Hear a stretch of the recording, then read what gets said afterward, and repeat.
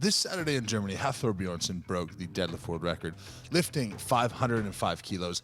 Let's pop this video up here, and let's talk about the importance of this, what this actually means, and why this holds a significant amount of weight when it comes to strength history. Now, he is the only person, along with Eddie Hall, to lift greater than 500 kilos, and they stand atop at that pinnacle.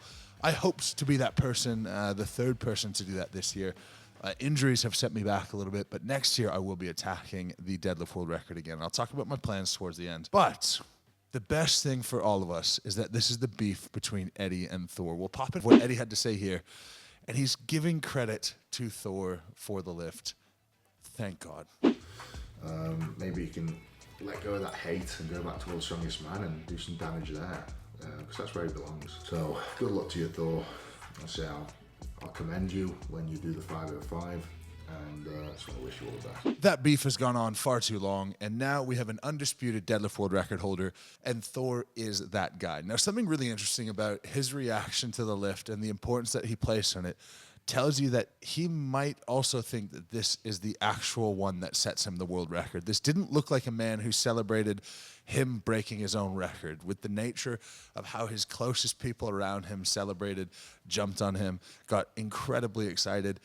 If you break your own record, it's a little bit different. So in this, it tells me maybe it wasn't an admission that 501 wasn't a record, but it was tarnished in some way, whether that's outside noise, that's fans, that's Eddie, that's whatever it may be, that seems to be put to bed. And the vast majority of people are putting it to bed as well, including Eddie, and that is awesome. The conflict in the sport is totally unnecessary. Fans love it, absolutely. More conflict will come in the future. But at a certain point, the same thing over and over and over just gets old. So we can move on from Eddie Thor, we can move on from 505, and we can talk about the next best thing. But before we do, this hasn't been universally accepted by everyone, and I want to give my 2 cents on it. There's been a reasonable amount of noise about the lockout, that the hips were soft, the knees were soft. Some big influencers in the fitness community messaged me about that as well, prying to see if this is any sort of controversial lift. And I want to formally 100% say this is a good lift. In Strongman, it's not powerlifting. We don't have to have our shoulders locked back. We can hitch the bar. We got to get it from point A to point B. The standards for hips and knees are a little bit less than in powerlifting. Nonetheless, the nature of Strongman is, can you move the weight from A to B successfully? Stop worrying about all of the minor details along the way, and he absolutely did that.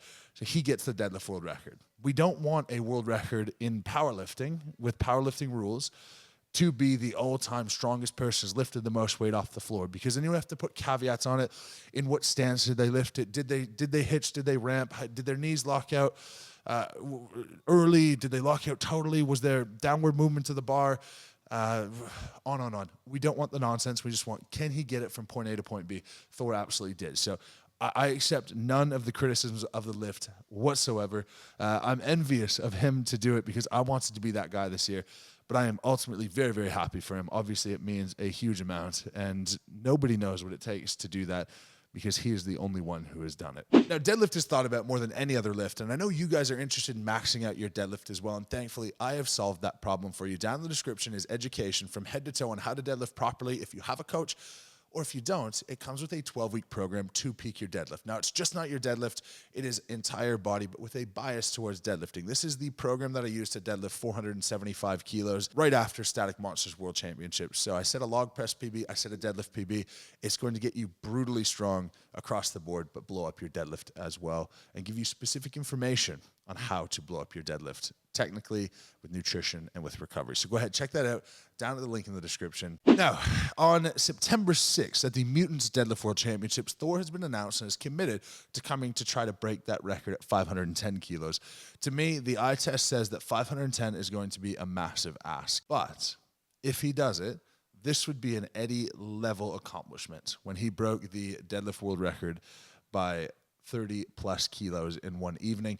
For Thor to come along and 6 weeks later get a new world record, surpassing what he's already done by another 5 kilos, I don't know if it's going to happen. I'm going to say more likely than not, it doesn't happen.